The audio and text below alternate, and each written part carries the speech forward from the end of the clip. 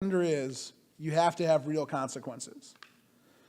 You can't chalk it up to, oh, that's Lars being Lars. He's bold, he's brash, but he doesn't mean anything by it. That's not setting the tone early and often that it will be taken seriously. That's not setting a top-down culture that is being respected, right? If someone is found to be a harasser, you need to take action. Now, I'm not saying that every instance warrants termination, but I'm saying that every instance warrants a serious response. And that's the same as when you're looking at the offender, you know, I don't care who they are in the company or how profitable they are for you, you should leave that out of it. It's what did their actions do and what did their actions warrant, right? Not how much money they made for us last year, not how good of a salesperson they are.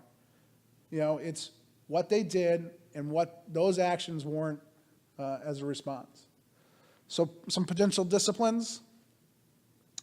You can separate the alleged harassers and complaining employee, but remember that adverse employment action can be a change that has a negative impact on both their working assignments and their benefits.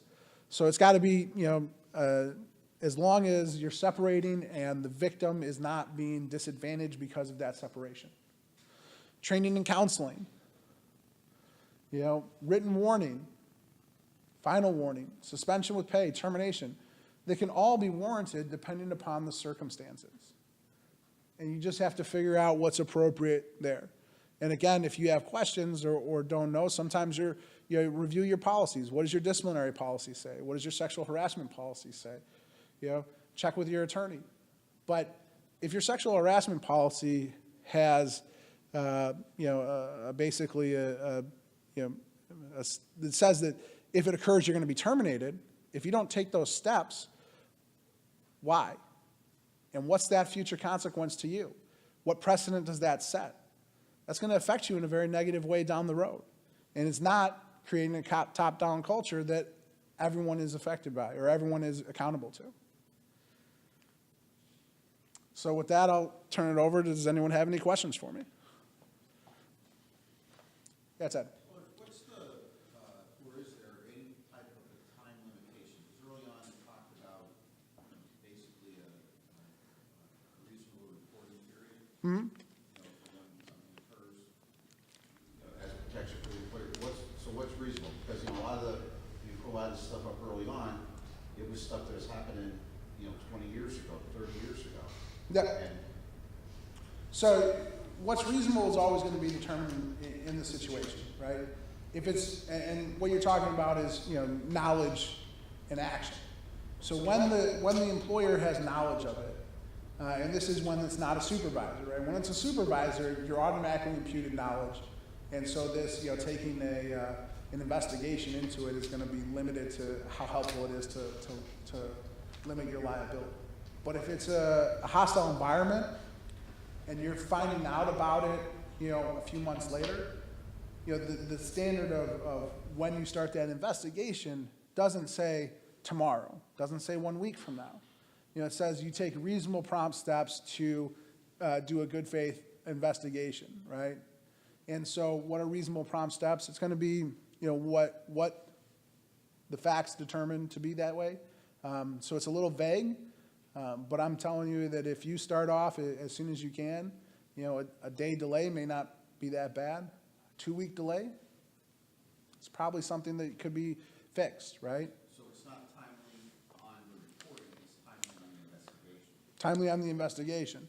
So on the reporting side of it, what the employee should do is, are you asking, what the employee? My concern is we go back now, and all of a sudden somebody shows up in HR and said, in 2002, this person made a complaint, and now I'm realizing it's sexual harassment, I want to file a complaint.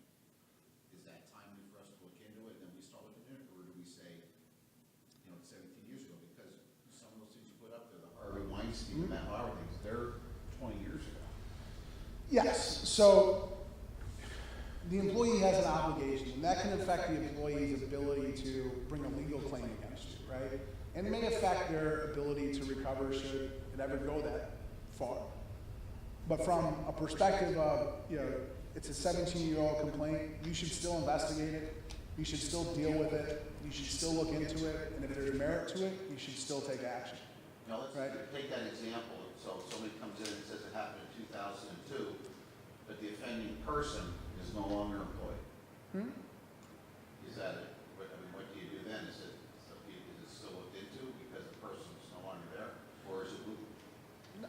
Well, that's a good question, right? Just because the person's there doesn't mean the culture changed. So the person may no longer be there, and the harasser may no longer be there, but the culture created by the harasser could still be there. So you're also investigating culture. Well, you're looking at, what happened in the past, and it may not be looking into the allegation itself, but it's looking at what's going on down here in, say, my tennis court cleaning, crew that I need to look at to see if, something that needs to be changed, right? And it may not be at that point legally actionable, but if you now have this report that, 15 years ago something happened, and you didn't go then and look in the department to see what's going on now, could you be, could the court then find that you had reasonable knowledge, or you reasonably should have known that there was a pervasive and extreme or severe culture going on down there? Potentially.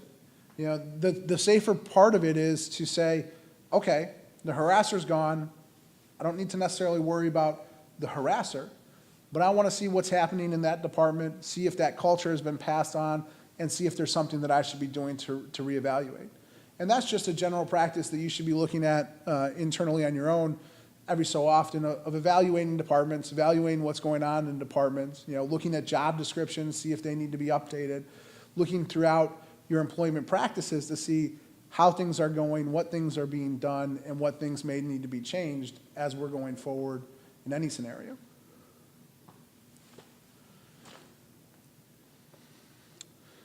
Got a lot of interest over on this side, so. All right, so if we don't have any more questions, I say thank you all for letting me have time today. For those of you watching on the internet, thank you. And it's been my pleasure. Thank you so much.